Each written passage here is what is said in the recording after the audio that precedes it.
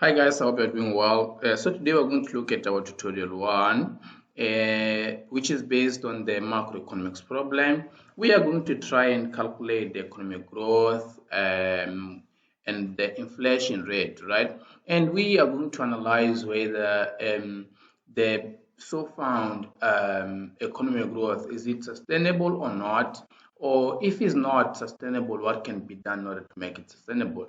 As if, for example, you were about to advise like a policymaker, okay, in this extent. So let's go and see how does it look like. Good. Activity one or question one says, given the data set, which is already, it has already been given to you, determine the percentage change of the variables below in the period of 2000 and 2016, right? A, inflation rate, and B, economic growth.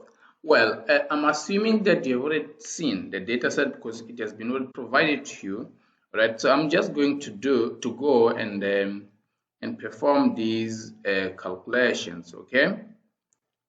To make it easier, I will use like an Excel spreadsheet. Very good. I mean, in the data set that you have inflation. I'm just going to add here inflation. Inflation. You have inflation like monthly inflation, okay? You have average inflation. So in order for us to see what is the inflation rate, okay, within this period that we're given, we are going to use the average rather than using the the monthly inflation, right? So we already know how to calculate it, okay? I will just write here inflation rate. Inflation rate. Well, here I would write, I'm even going to write in percentages. Why? Because what I've seen is that you guys calculate, okay, and you don't write it is in percentages while you have already multiplied by 100, right? So once you have already multiplied by 100, you must state there that it is in percentages. Otherwise, if someone else sees your results, going to take them and multiply again. So it's not going to be suitable, right? All right, so we are just going to say, in the base year, this is always equal to 0. Why? Because you cannot calculate the base year economic growth because you don't have information for the previous year. Okay. While if you go to the following year, you have already been provided for the information of the previous year. So since we know the formula is going to be equal to the inflation rate of the current year, which in this case is this one, okay, minus the inflation rate of the previous year, or maybe I can just put here the brackets, okay, so that it make it easier, okay, minus the inflation rate of the previous year. Let me do this. I hope it works. Multiplied, okay, divided, what I wanted to say, by the inflation rate of the previous year. And all of this expression, it must be multiplied, all right, by 100 in order to make it percentages, okay? So there we go. It means in 2001, inflation grew in about 5.53%. Okay, so here we can like, let's say, round it off to 1 or 2 or 3 decimal in these cases, but in this case I'm just going to leave it like that. So the formula is the same for the whole sample. I'm just going to copy this or to do this. And there we go, okay, and these the inflation rates of these periods. All right, I'm going to do the same for economic growth. Okay, economic growth. Very good. It is also going to be in percentage. 0 should be equal to, I'm just going to open the bracket or open it again, right?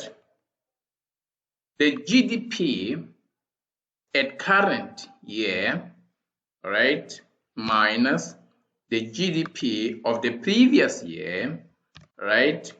Both of them must be divided by the GDP of the previous year, and all of the expression must be, in this case, multiplied by 100 in order to make it percentage term, to bring it into percentage term, right? So there we go. That means GDP at this stage, it grew in about 10%. Okay, it grew in about 10%. The formula is the same. I'm just going to push this down. Okay, I'm just going to do this. Very good. There we go. So as you can see, GDP, it is really growing. It is really growing. Okay. The question is this GDP really growing at these percentage terms? In this case, in 2000, let's take this example. 2002, did it really grow in about 16%? Okay, this is basically a good example for us to see whether this growth is really sustainable or not. Okay, so what can be said here is that we need to look first at the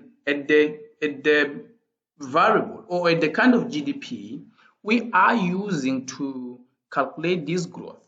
Okay, is it a really GDP or it is a nominal GDP? Because it plays a role. Okay, the fact that of it being, let's say, really GDP or nominal GDP. I'm just going to do some sort of correlation here. I mean, it might not work, but then let's try. Very good. I just want to do this. I want to do this.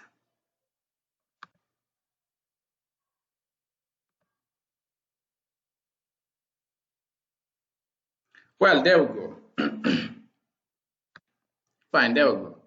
Okay, as you can see, this is the economic growth. There is some sort of positive relationship between inflation and this economic growth. What does it mean? It means that whenever the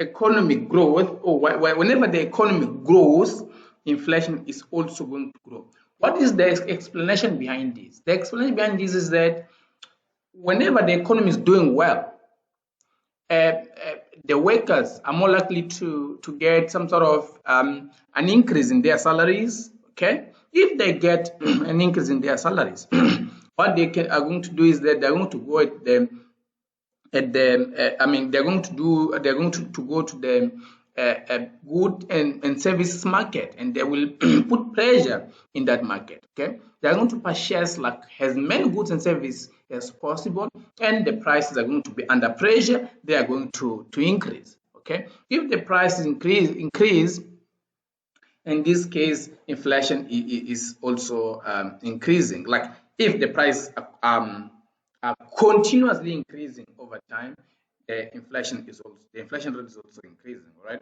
So, what are we trying to say here?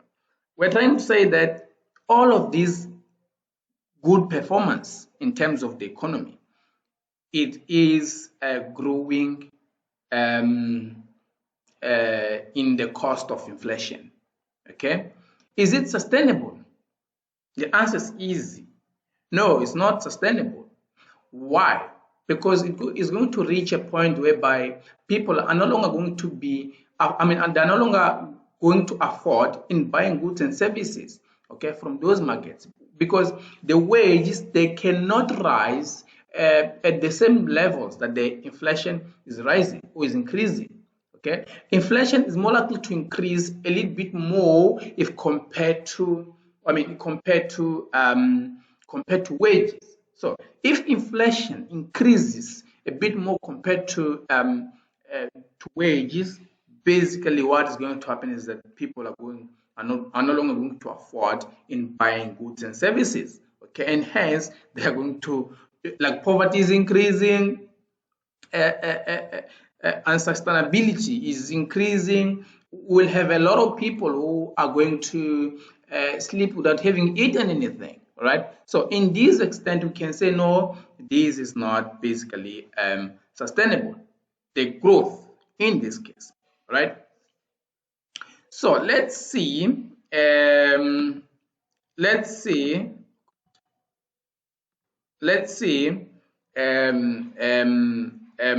the following question. Okay, very good. According to your results, this is what basically I've already explained. According to your results, in one, analyze the sustainability of the perspective of the respective economic growth. Explain your answer showing how will it be different. Very good. If we are stating that this is not sustainable due to the fact that it is increasing in the cost of inflation, in the cost of people purchasing power parity.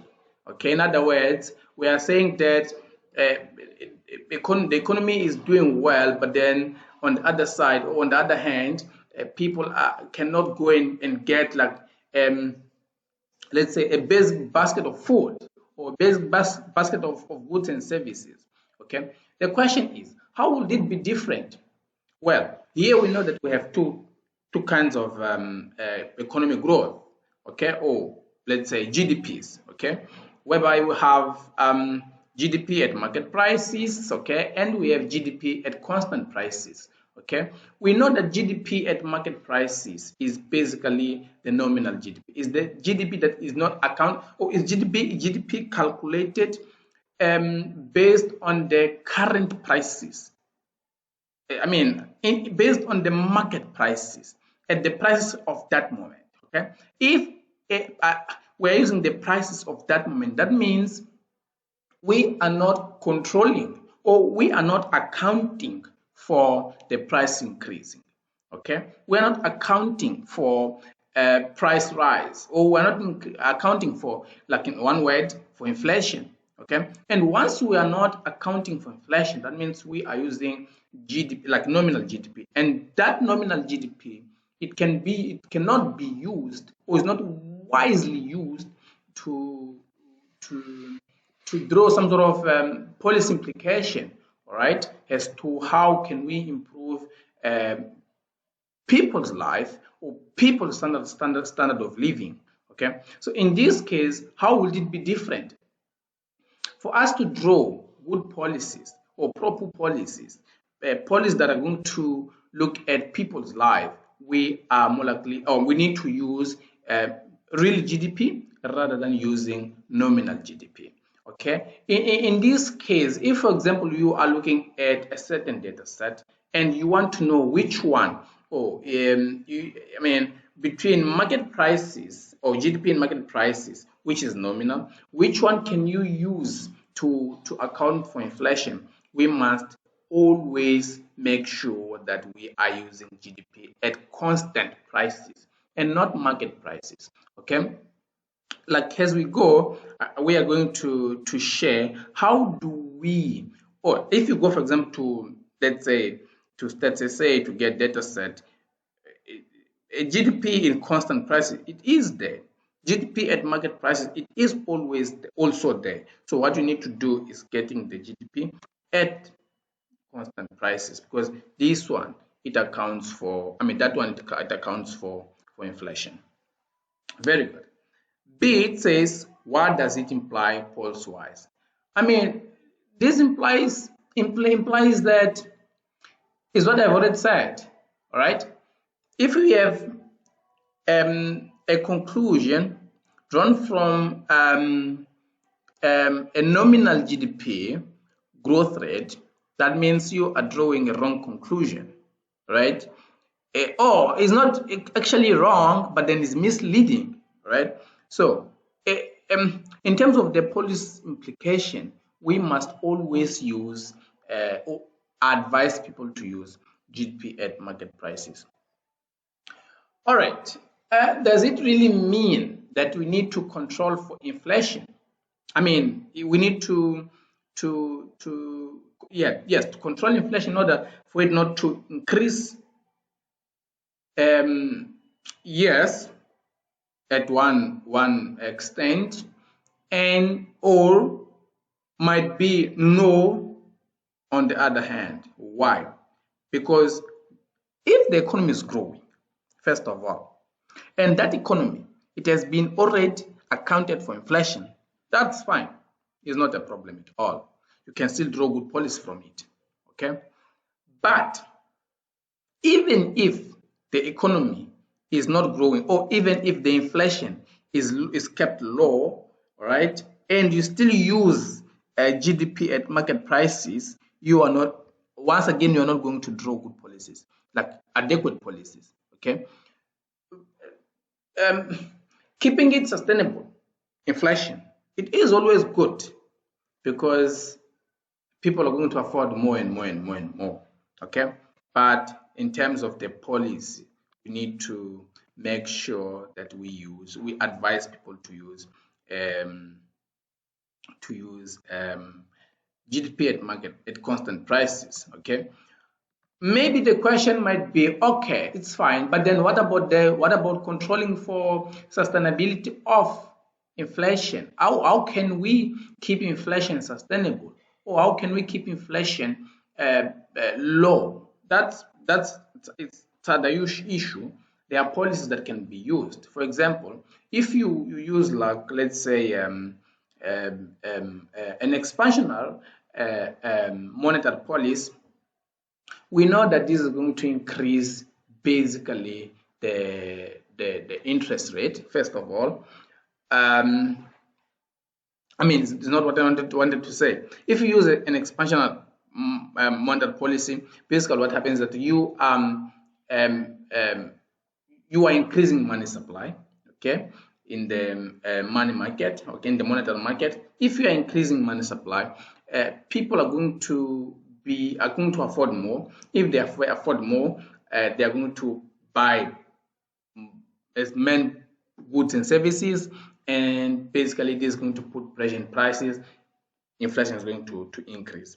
But if you need to keep it low, I mean, you need to keep it low or down, you better use, instead of expansionary monetary policy, you use a restrictive monetary policy. Because if you use a restrictive monetary policy, what is basically going to happen is that you are going to reduce money supply. If you reduce money supply, this is going to reduce inflation. So the good policy to use if you want to keep inflation sustainable, low and sustainable, we better use a restrictive monetary policy.